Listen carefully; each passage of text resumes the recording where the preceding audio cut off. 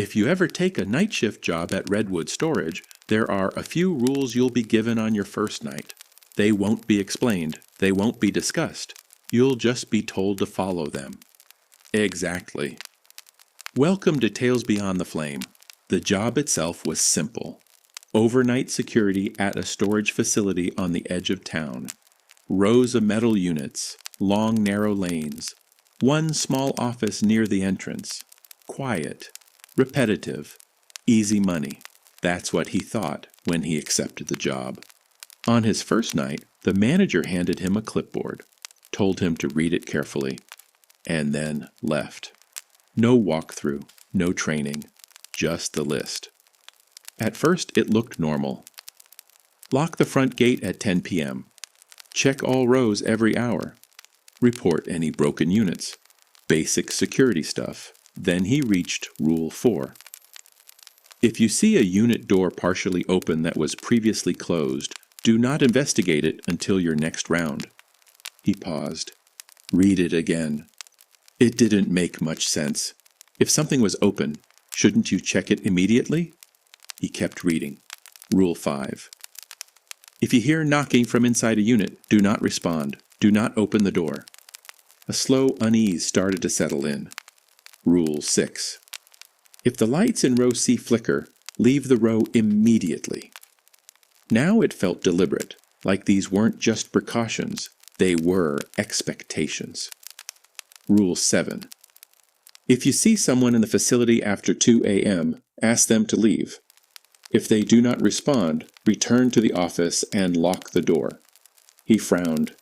That seemed oddly specific. Then he reached the final rule. Rule 8. If you complete a patrol and notice that a unit number has changed, do not return to that row. He stopped reading, looked out the office window. The facility stretched out in front of him, perfectly still, perfectly normal. He almost laughed it off. Almost. But something about the wording made it hard to ignore, like whoever wrote it expected these things to happen. Not might. Would. He set the clipboard down, checked the time. 10:07 p.m. His shift had officially started. And for the first hour, everything was exactly as you'd expect. Quiet, empty, nothing unusual. Until his second patrol. That's when he noticed the first door. Slightly open, it was in row B, halfway down. A unit, he was sure, had been closed earlier. Not wide open, just slightly. Enough to notice. He stopped, stared at it for a moment, and immediately thought of Rule 4. Do not investigate until your next round. It didn't make sense. If someone had broken in, they could still be inside. But something about the situation felt off. The facility was silent. No cars, no movement, no reason for anyone to be there. He hesitated, then decided to follow the rules. Just this once. He continued his patrol, finished the rest of the rows, and came back about 30 minutes later. The unit door was closed. Completely. Like it had never been open at all. He stood there for a second, trying to rationalize it. Maybe he had imagined it. Maybe it hadn't been open as much as he thought. That was easier to believe. So he moved on, but not long after. He heard it. Knocking. Faint. Metal on metal. Coming from somewhere down the row. He froze. Listened. It came again. 3 slow knocks. From inside one of the units, his chest tightened. Rule 5. Do not respond. Do not open the door. Every instinct told him to check it, to make sure no one was trapped inside. But something about the sound felt wrong, too controlled, too deliberate. He backed away slowly. The knocking stopped. Instantly. The moment he moved, like it knew he had heard it. He returned to the office, locked the door, and sat there for a while, trying to convince himself it was nothing. Just noise, just the building settling. But deep down, he knew it wasn't. because it had stopped. The second he reacted, like something had been waiting to see what he would do. By the time it reached 2 a.m., he was already on edge. Every sound felt amplified. Every shadow felt deeper. He started another patrol, moving quicker this time, trying to just get through it. That's when he saw someone, standing at the far end of row C, perfectly still, facing away from him. He stopped immediately. Rule 7. Ask them to leave. If they don't respond, go back to the office. Hey! No movement. Facility's closed. You need to leave.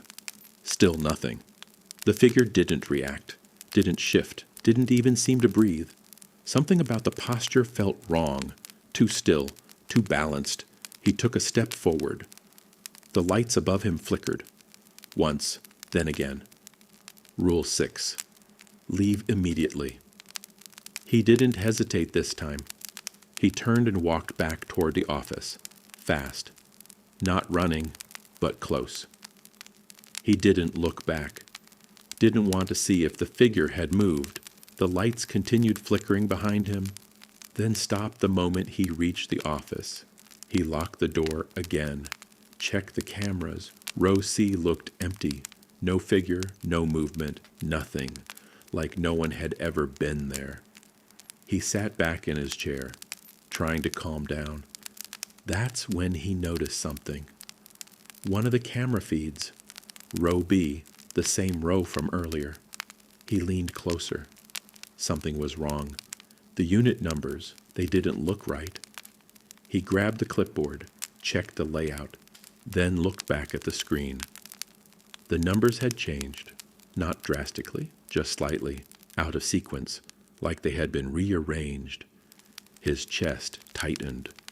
Rule 8. Do not return to that row. He stayed in the office for the rest of the shift. Didn't do another patrol, didn't leave, just watched the cameras, waiting for morning. Everything stayed still. No movement, no figures, no open doors, nothing. At exactly 6 a.m., the manager returned, like nothing had happened. He tried to explain the open door, the knocking, the figure, the cameras. The manager listened, nodded slightly, then said something that didn't help. You followed the rules. He hesitated, then nodded. Good. That was it. No explanation, no concern, just that. Before leaving, he asked one question. What happens if you don't follow them? The manager paused, just for a second, then said, People check the units when they hear knocking. A cold feeling settled in his chest. Has that happened before? The manager didn't answer directly, just picked up the clipboard, flipped it over, and showed him something written on the back. A list.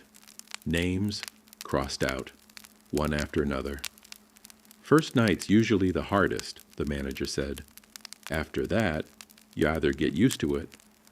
He stopped there, then added quietly, or you don't come back. He never took another shift, but sometimes, late at night, he still thinks about those units, about the knocking, and about how something inside them knew exactly when he was listening and was waiting to see if he would open the door.